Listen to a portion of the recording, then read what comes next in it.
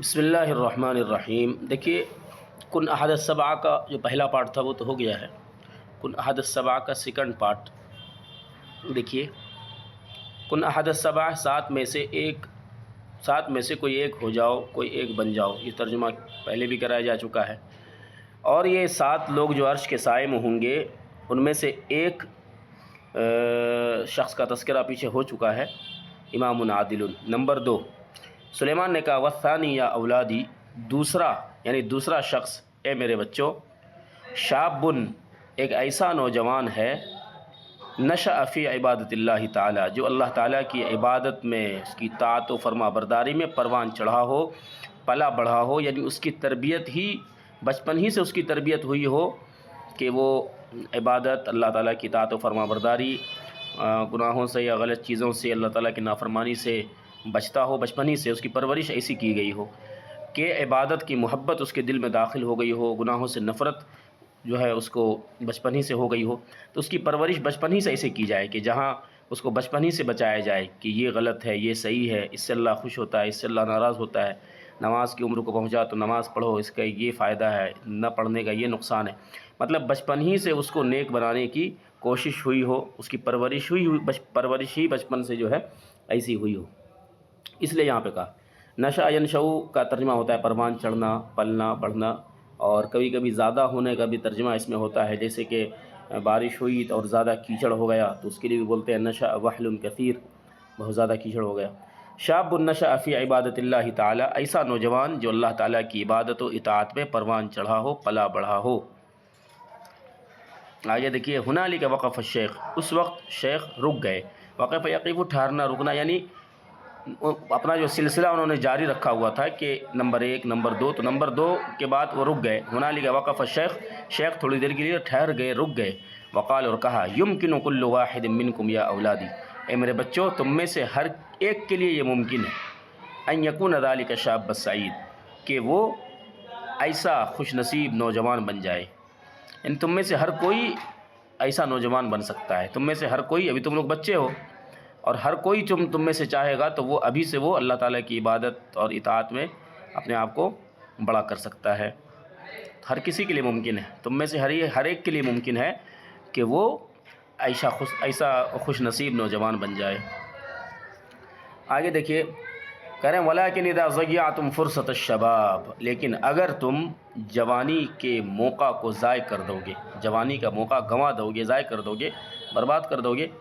یہ جو لمحہ تم کو ملا ہوا ہے اس کو اگر تم نے ضائع کر دیا، فَلَيْسَ لَكُمْ إِلَّا الْحَسْرَةُ وَالنَّدَامَةُ، تو سوائے افسوس اور سوائے شرمندگی کے کچھ حاصل نہیں ہوگا۔ نمبر 3 بتایا، رجل قلبہ معلق فی المساجد، ایسا آدمی جس کا دل مسجدوں میں لٹکا ہوا ہو۔ دل لٹکا ہونے کا مطلب یہ ہے کہ دل لگا ہوا ہو کہ ایک نماز کا وقت ہوا، نماز سے فارغ ہوا، اب وہ اس کا دل لگا ہے کہ دوسری نماز کا وقت ہو تو ہم جائیں، اس کے بعد پھر تیسری نماز، پھر چوتھی نماز، پھر پانچویں نماز، یعنی وہ انتظار میں ہو نماز کی کہ نماز کا وقت تو ہم نماز پڑھنے کے لیے جائیں۔ قال الاولاد، بچوں نے پھر کہا، ہوا کالشیخ عبد الغنی فی حینا، حیون کہتے ہیں محلہ کو۔ اچھا، یہ جو کہا کہ مسجد میں لٹکا ہوا ہو، تو ایک شیخ عبد الغنی تھے جو بہت پابند تھے نماز کے، تو بچوں نے کہا کہ ہوا کالشیخ عبد الغنی فی حینا، اچھا یہ ہمارے محلے کے شیخ عبد الغنی کی طرح، وہ ہمارے محلے کے شیخ عبد الغنی کی طرح، یعنی ان کی طرح مسجدی میں، جو ہمیشہ وہ مسجدی میں ان کا دل لگا ہوا رہتا ہے، مسجدی میں ان کا وقت گزرتا ہے، یہ انہی کی طرح نا، ان جیسے ہی۔ یہ مثال ہم لوگ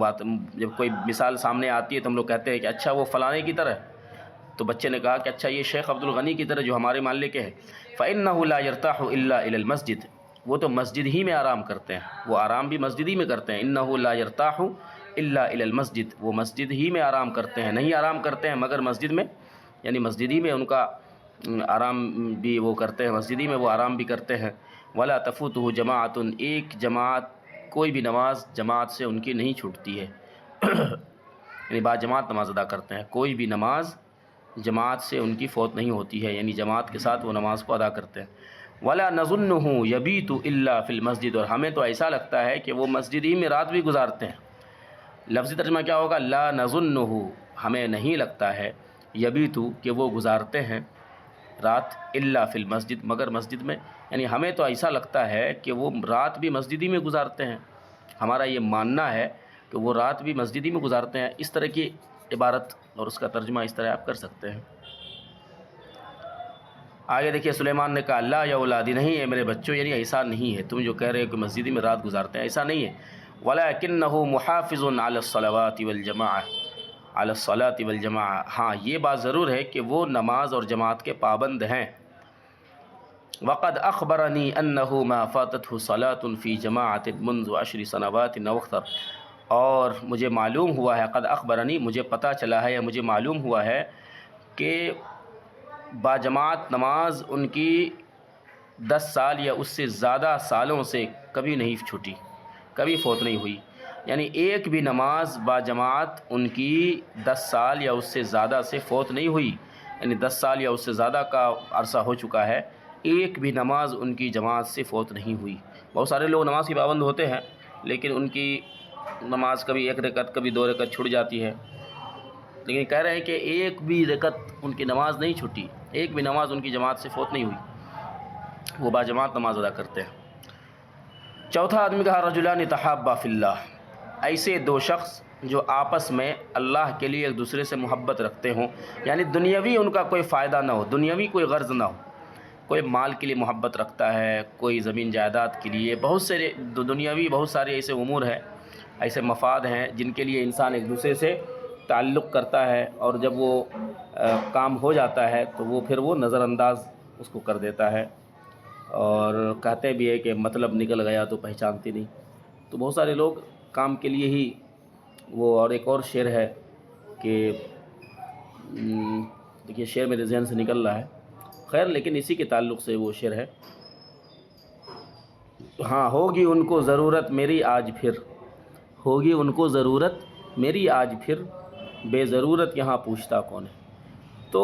اللہ کے لیے محبت ہو آپس میں، اللہ کے لیے ملنا جلنا ہو، اللہ کے لیے ایک دوسرے سے وہ الگ ہوں، یعنی الگ ہو بھی جائیں تب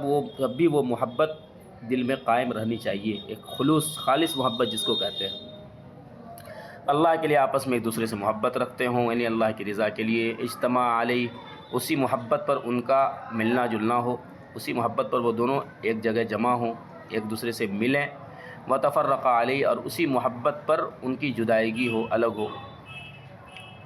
وَإِذَا أَرَدْتُمْ أَن تَرَوْهُمَا، اور اگر تم ایسے 2 لوگوں کو دیکھنا چاہو، یہ ترجمہ ہوگا وَإِذَا أَرَدْتُمْ أَن تَرَوْهُمَا، اگر تم ایسے 2 لوگوں کو دیکھنا چاہو، یعنی جو آپس میں اللہ کے لیے محبت رکھتے ہیں، فانظروا إلى الشیخ صالح والشیخ حمزہ، تو شیخ حمزہ شیخ صالح کو دیکھو، هذا من الہند ذلك من بخارا، ایک ہندوستان کے ہیں ایک بخارا کے ہیں، لیکن دیکھو ہما اخوان فی اللہ، دونوں اللہ کے لیے آپس میں بھائی بھائی ہیں۔ يمكن كل واحد منكم ان ينال هذه الفضيلة، یہ کل لکھا ہوا ہے لیکن کلو ہوگا، تم میں سے ہر کسی کے لیے ممکن ہے کہ وہ اس فضیلت کو، اس مقام کو، اس درجے کو، اس عہدے کو پائے، حاصل کرے۔ وذلك بأن يختار من صفه ورفقته الصالح من الأولاد فيصادقه، اور یہ کس طرح ہوگا؟ یہ اس طور پر ہوگا کہ وہ، ذالک کا ترجمہ کیا کر لیں گے؟ یہ اس طور پر ہوگا ان یختار من صفه، کہ وہ شخص یا تم میں سے ہر کوئی شخص اپنے صف میں سے، اپنے لائن میں سے، ورفقته، اور اپنے رفقا میں سے، الصالح من الاولاد، نیک لڑکے کو، شریف لڑکے کو چنے، فیصادقہ، اور اس سے دوستی کرے۔ مطلب ہمارے صفوں میں بہت سارے ہمارے دوست ہیں لیکن بہت سارے لڑکے گاؤں میں ہیں، تو ہم اس میں سے ایک کسی اچھے لڑکے کو چنیں، فیصادقہ، اور اس سے دوستی کریں۔ وَيَجْتَهِدَ أَن تَكُونَ صَدَاقَتُهُ لِلدِّينِ،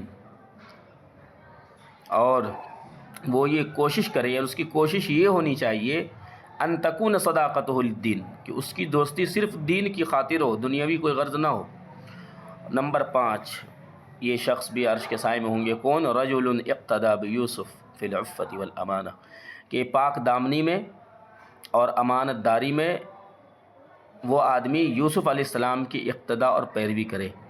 یوسف علیہ السلام نے جس طرح پاک دامنی اختیار کی کہ زلیخا نے بلایا پھر بھی آپ پاک دامن رہے، اسی طرح زلیخا نے بلایا اور آپ نے اس گھر میں رہنے کو، اپنے آپ کو وہ ایک امانت کے طور پر سمجھا اور اس میں خیانت نہیں کی، کہا تھا نا کہ انہو احسن ربی مثوائے انہو لا یفلح الظالمون، جب زلیخا نے بلایا تو کہا معاذ اللہ انہو ربی احسن مثوائے، میرے مالک نے مجھے ٹھکانہ دیا ہے، مجھے رہنے کے لیے جگہ دی ہے، اور یہ آپ اس کی امانت ہے، بیوی ظاہر سی بات ہے اپنے شوہر کی امانت ہوتی ہے، تو میں اس میں خیانت کروں، میں کچھ غلط کر دوں، تو گویا یہ عفت والامانہ دونوں سے اشارہ اسی کی واقعے کی طرف ہے، پاک دامنی میں اور امانت میں یوسف علیہ السلام کی طرح وہ شخص ہو جائے، یوسف علیہ السلام کی پیروی کرے۔ آگے دیکھیے، قد سمعتم قصۃ، وہ کہہ رہے ہیں کہ تم ان کا واقعہ یا تم ان کی کہانی، تم ان کا قصہ سن بھی چکے ہو۔ قال الاولاد، بچوں نے کہا ہاں۔ نمبر 6، رجل تصدق بصدقۃ، کہ ایک ایسا آدمی کہ جو صدقہ کرے، کچھ بھی صدقہ کرے، تصدقہ کا معنی ہی آتا ہے صدقہ کرنا، پھر آیا بصدقۃ تو یہ کرنا ہے کہ نکرہ ہے، نکرہ میں کوئی بھی مطلب تخصیص نہیں ہوتی ہے، بالکل عمومی بات ہوتی ہے، کچھ بھی صدقہ کرے اللہ کے لیے، تو صدقہ کرے تو فاخفاہا، کچھ بھی صدقہ کرے، زیادہ کرے کم کرے، سب معنی اس کے اندر ہو گیا بصدقۃ کی وجہ سے۔ فاخفاہا تو صدقہ کرے تو اس کو چھپائے، حتی لا تعلم شمالہ ما تنفق یمینہ، اتنا چھپائے، اس طرح چھپائے کہ اس کے بائیں ہاتھ کو بھی علم نہ ہو کہ اس کے دائیں ہاتھ نے کیا خرچ کیا، اس کے بائیں ہاتھ کو بھی علم نہ ہو کہ اس کے دائیں ہاتھ نے خرچ کیا۔ مطلب یہ ہے کہ بالکل پڑوسی ہو یا ساتھ میں رہنے والا ہو، گھر میں اٹھنے بیٹھنے والا ہو، قریبی سے قریبی آدمی بھی نہ جان پائے کس نے کیا، کیونکہ جاننے کا مطلب یہ ہوتا ہے کہ کوئی ایک آدمی بھی اگر جانتا ہے تو ڈر ہوتا ہے، شبہ ہوتا ہے کہ ریاکاری مطلب نہ آ جائے، ریاکاری والی سوچ نہ آ جائے، دکھاوے والی سوچ نہ آ جائے، تو انسان تھوڑا اس سے بچنا ہی بہتر ہے کہ نہ کوئی دیکھے گا ہم کو صدقہ کرتے ہوئے، نہ ہمارے دل میں کوئی ایسی بات پیدا ہوگی، فلاں کہے گا ارے باپ رے 5000 روپے اس نے دیے مسجد میں، بہت بڑا آدمی ہے۔ تو صدقہ کرے، اس کے بائیں ہاتھ کو بھی علم نہ ہو کہ اس کے دائیں ہاتھ نے خرچ کیا کیا، مطلب یہ ہے کہ کسی کو پتہ نہ لگے۔ اس میں کیا ہے کہ ریاکاری وغیرہ کے دخول کا جو ہے اندیشہ کم ہوتا ہے، ورنہ جیسے کہتے ہیں کہ عید الاضحیٰ کے موقع پر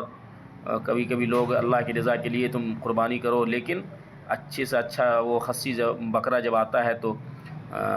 کسی نہ کسی کبھی کبھی دل میں شبہ آ ہی جاتا ہے، لوگ دیکھیں گے کہیں ارے بھائی اس کا بکرا بہت شاندار ہے، تو نہ کوئی دیکھے گا نہ ریاکاری آئے گی۔ ذالک مثل جدکم،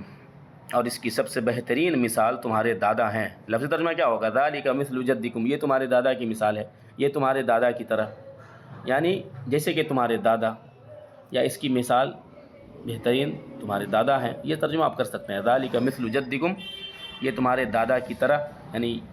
یہ وہ صدقہ کرتے ہیں تو کسی کو پتہ نہیں چلتا، تمہارے دادا کی طرح، یا یہ ترجمہ آپ کر سکتے ہیں کہ جیسے کہ تمہارے دادا، یا اب یہ ترجمہ کر سکتے ہیں کہ اس کی مثال کیا کہتے ہیں، ایسے ہی جیسے کہ تمہارے دادا۔ فإنا لم نعرف بره وإحسانه إلى المساكين والضعفة من المسلمين إلا بعد وفاته۔ دیکھیے فإنا لم نعرف بره، ہم نے ان کے احسان، ہم کو ان کے احسانات کا، ان کی بھلائی کا، فإنا لم نعرف بره، ہم سب کو ان کی بھلائی کا، ان کے احسان کا، کس پر؟ مسکینوں، محتاجوں، والضعفة من المسلمین، اور کمزور مسلمانوں پر جو وہ کرتے تھے اس کا علم نہیں ہو پایا۔ ہم کو ان کے کمزور مسلمانوں اور مسکینوں پر احسان اور نیکی بھلائی کا علم نہیں ہو پایا، الا بعد وفاتی، مگر ان کے گزر جانے کے بعد، مگر ان کے انتقال کے بعد۔ یعنی وہ اپنی زندگی میں کتنے لوگوں کی مدد کی، کتنے غریبوں کو انہوں نے فائدہ پہنچایا، کتنوں پر انہوں نے احسان کیا، ہم ان کی زندگی میں نہیں جان پائے۔ وہ چھپ چھپ کے سارا کام کرتے تھے، رات کے اندھیرے میں کرتے تھے۔ ان کے گزر جانے کے بعد ہم کو پتہ چلا کہ جب ان کا انتقال ہو گیا تو بہت ساری عورتیں آئیں، بہت ساری بیوائیں آئیں، بہت ساری عورتیں آ کر کے رونے لگی، تب پتہ چلا کہ اچھا یہ سب کے ہمدرد تھے۔ تو گویا کیا پتہ چلا؟ ان کے گھر ہی کے مطلب افراد نہیں جان پا رہے ہیں کہ انہوں نے کیا اپنی زندگی میں احسان وغیرہ کیا دوسروں پر، تو اوپر والی عبارت کی گویا تشریح بھی ہو گئی اس میں۔ فإنا لم نعرف بره، ہم ان کی نیکی کو نہیں سمجھ پائے، نہیں جان پائے، اور ان کے احسانات کا ہمیں علم نہیں ہو پایا۔ کون احسانات؟ الی المساکین، جو انہوں نے غریبوں پر کیا تھا، والضعفة من المسلمین، جو کمزور مسلمانوں پر انہوں نے کیا تھا، الا بعد وفاتی، مگر ان کے گزر جانے کے بعد۔ سمجھ گئے؟ تو ترجمہ آپ ملا کے کر سکتے ہیں کہ کمزور مسلمانوں پر، غریبوں پر ان کے احسانات اور بھلائی کا ہم کو علم نہیں ہو پایا مگر ان کے وفات کے بعد۔ فقد جاءت العجائز، بہت سی بوڑھی عورتیں آئیں، والارامل، اور بیوائیں آئیں، یبکینہ، ان کے لیے رونے کے لیے، یعنی ان کے اوپر روتی تھی آ کر کے، وَيَذْكُرْنَ خَيْرَهُ وَبِرَّهُ، ان کی بھلائی اور ان کے احسان کا تذکرہ کرتی۔ وقد اخبرنی اشراف من اہل هذا الحی، تب محلے کے کچھ شرفاء نے ہمیں بتایا، انہو کان یواسیہم، کہ جو رو رہی ہیں تو کیوں رو رہی ہیں، یہ تمہارے دادا جو تھے، کان یواسیہم، ان تمام لوگوں کی مزاج پرسی کیا کرتے تھے، ان کے غم میں شریک ہوا کرتے تھے۔ وَيَصِلُهُمْ بِمَعْرُوفٍ كُلَّ شَهْرٍ، ہر مہینے کچھ نہ کچھ رقم، کچھ نہ کچھ مال انہیں دیا کرتے تھے۔ وصل یصل به بمعروف، اب ترجمہ دیکھیں گے لغت میں تو احسان اور بھلائی کرنا وغیرہ بھی آتا ہے، اور خیرات کرنا بھی آتا ہے، اور مال وغیرہ دینا بھی آتا ہے۔ تو ہر مہینے ان کو کچھ نہ کچھ دیا بھی کرتے تھے۔ معروف سے مراد یہاں پر وہی ہے، ان کے ساتھ بھلائی کیا کرتے تھے یا کچھ مال وغیرہ ان کو دیا کرتے تھے ہر مہینے۔ وَلَمْ نَعْلَمْ ذَلِكَ أَهْلَ الْبَيْتِ، لیکن ہم گھر والے اس بات کو نہیں جان پائے، ان کے اس خوبصورت عمل کو ہم لوگ نہیں جان پائے۔ اہل البیت، ہم گھر والے۔ ساتویں آخری کا تذکرہ ہو رہا ہے، آخری شخص کا تذکرہ، رجل ذکر اللہ خالیا، کہ ایسا آدمی جو اللہ کو یاد کر کے تنہائی میں رو پڑے، ففاضت عیناہ، اور اس کی آنکھیں اشکبار ہو جائیں، آنسو سے تر ہو جائیں، ایسا آدمی بھی عرش کے سائے میں ہوگا۔ بچوں نے کہا اما نحن فنجتہد جمیعا، چلیے ہم سب کے سب، ہم تمام بچے کوشش کریں گے، کیا کوشش کریں گے، ان نکون شبانا، کہ ہم سب ایسے نوجوان بنیں، نشأوا فی عبادت اللہ تعالیٰ، جو اللہ تعالیٰ کی عبادت میں پروان چڑھاؤ، ونجتہد فی غیر ذلک من الفضائل ایضا، اور اس کے علاوہ بھی بہت سے فضائل کی چیزیں ہم حاصل کریں گے، اس کے علاوہ بھی بہت سی فضیلت والی چیزوں کو حاصل کرنے کی ہم کوشش کریں گے۔ وَلَعَلَّنَا یا ابانا اذا جمعنا منہا خصالا، اس لیے کہ ہمارے ابا، اگر ہم بہت سی خصلتیں، بہت سی اچھی عادتیں، بہت سی اچھی فطرت، بہت سی اچھی خوبیاں، بہت سی اچھے صفات ہم جمع کر لیں گے، ننال بها مکانا خاصا فی ذلک الظل اذا، تو ہم اس سائے میں بھی ایک خاص مقام حاصل کریں گے، اس سائے میں بھی عام لوگوں کی طرح نہیں، اس سائے میں بھی ہمیں ایک الگ مقام ملے گا، ایک الگ جگہ ملے گی۔ اس لیے کہ ففرق بین من یأتی بفضیلۃ، کہ جو ایک فضیلت حاصل کرے اس کے درمیان بھی فرق ہے، وبین من یأتی بفضائل، اور جو بہت سی فضیلتیں جمع کرے اس کے درمیان فرق ہے۔ ظاہر سی بات ہے، جیسے کہتے ہیں علم والے اور جاہل برابر نہیں ہو سکتے، تو ایسے ہی ہے کہ ایک فضیلت والے یا بہت سی فضیلت والے شخص کے درمیان فرق ہے، جو ایک فضیلت لائے گا اور جو بہت سی فضیلتیں لائے گا تو دونوں کے درمیان فرق ہوگا۔ سلیمان نے کہا ہاں ہوا کذالک، صحیح کہا تم نے، یہ ایسا ہی ہے، یہی بات ہے، بولتے ہیں نا کہ ہاں آپ نے بالکل سچ کہا، درست کہا، یہی ایسا ہی ہے، یہی بات ہے۔ ان اللہ لا یضیع اجر المحسنین، اللہ تعالیٰ محسنین کے اجر کو ضائع نہیں کرتا۔ محسنین کا مطلب یہ ہے کہ یہ ترجمہ آپ کر سکتے ہیں کہ احسان کرنے والے، جو ایک دوسرے پر احسان کرتے ہیں، یا آپ حدیث میں جو یہ لفظ استعمال ہوا ہے احسن فی العمل، کہ مطلب اچھا کام کرنا، کہ جو بھی نیکی کرنے والے ہیں، اچھا کام کرنے والے ہیں، ان کے اجر کو اللہ تعالیٰ ضائع نہیں کرتا ہے۔ ان اللہ لا یضیع اجر المحسنین،